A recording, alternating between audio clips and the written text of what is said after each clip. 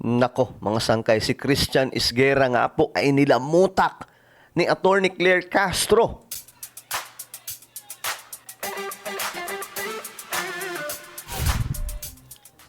Yo guys, what's up? This is me. We are back dito sa ating YouTube channel. Kamusta po kayo mga kababayan? Mga solid sangkay. At ito pag-usapan po natin ngayon ang pambihirang ginawa ni Attorney Claire Castro.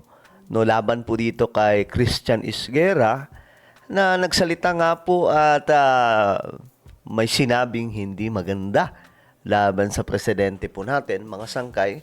Na actually, opinion niya yun, no? May kanya-kanya naman po tayong opinion. Pero ayun na nga po.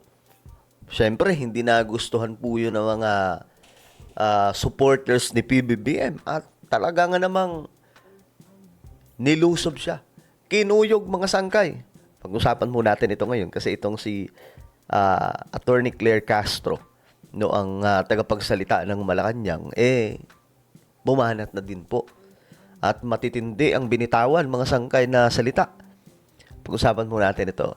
Anyway, before we start guys, sa mga hindi pa po dyan nakakapag-subscribe sa ating YouTube channel, alright, i-subscribe nyo na po yung ating YouTube channel para lagi po kayong updated sa mga komentaryo po natin, sa mga vlog po natin patungkol sa mga issues ng lipunan at ng ating bansa. Okay? So, ayun, tignan po natin. Ay, sa mga nanonood pala sa YouTube, Facebook, i-follow nyo po yung ating Facebook page. Okay, ito na. Kasi nga po, 'di ba? Itong si Christian Isguera tinawag pong tanga si PBBM. Matindi din po talaga yun nga sinasabi ko sa kanila, mga sangkay, sa mga supporters ni PBBM. Kasi marami din po talagang diehard na supporters itong si PBBM. Yung mga loyalista na nahatak ni PBBM. Kasi hati po ito ngayon May mga loyalist na nasa side ni Senadora Amy Marcos. Yun po yung ngayon supporters din po ng mga Duterte. At meron din pong mga loyalista na nasa side po ni PBBM. Yun po ngayon yung mga pro-government Marcos loyalist na ngayon ay naging PBBM loyalist na po.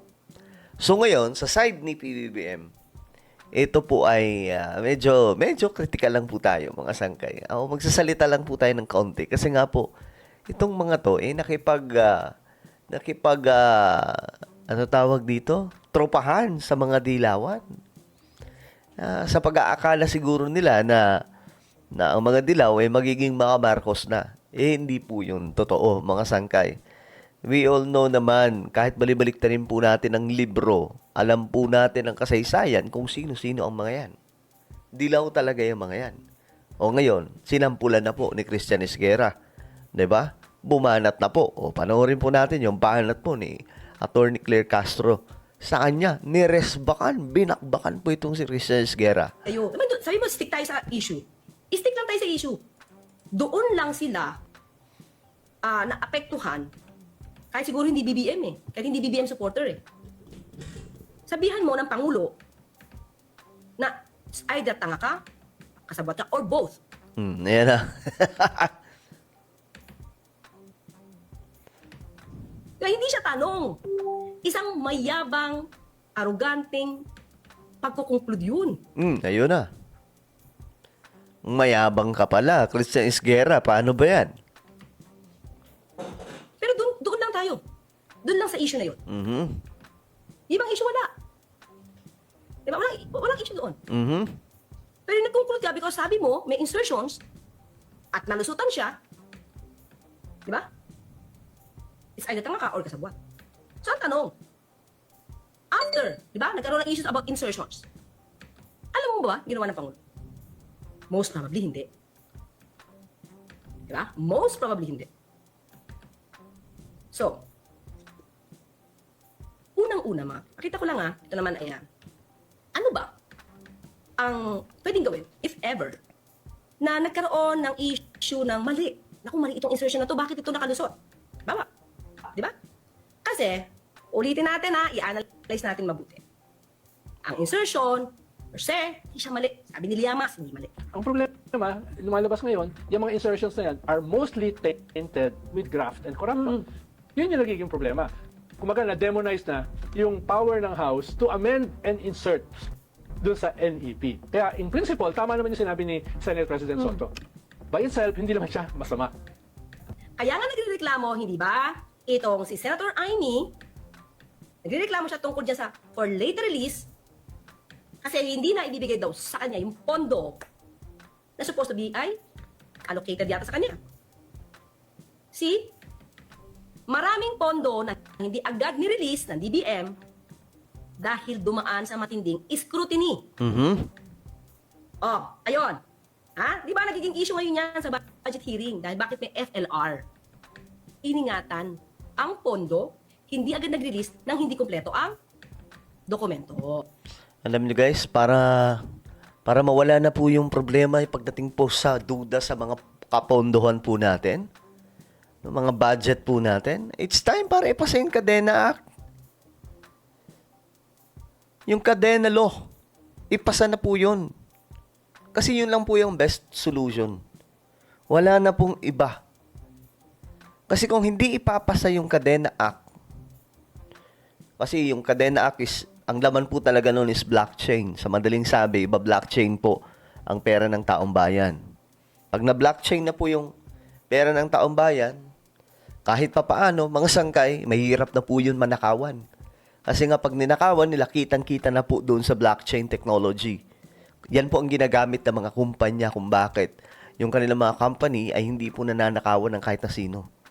Kitang-kita doon. Halimbawa, si ganito, si congressman nagnakaw, 300 million. Kita yun. May lalabas po doon, uy, sinong nagnakaw? Uy, si congressman pala to. Saan niya ginamit ang pera? Bakit walang record? Doon magkakaroon ng duda. Ganyan po sa blockchain technology. Hindi tulad po ngayon na naghuhulaan po tayo. Kailangan pa po may umamin na testigo para lang madiin na nanguha ng pera. Si congressman. 'Di ba?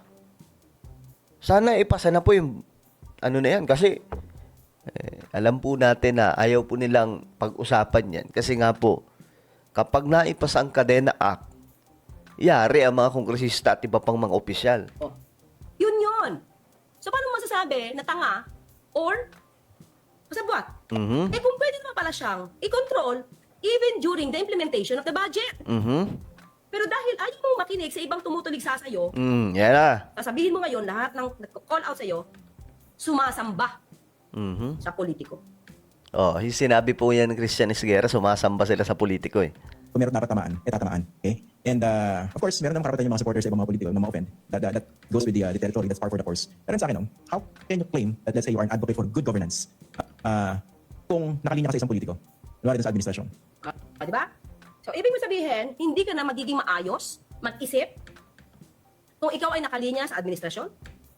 Ibig sabihin, porkit nakalinya sa administrasyon, yung sasabihin niya katangahan din? Saan naman nakuha ang logic yun? Eh, di ba? So, ibig mo sabihin, huwag ka luminya sa administrasyon para may logika ka.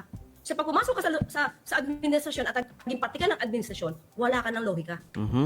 Sumasamba ka na. Ganun? Ganun talaga, kababaw? Ay, tanong ko lang hindi ka porkit nasa administrasyon ka, wala ka ng logika.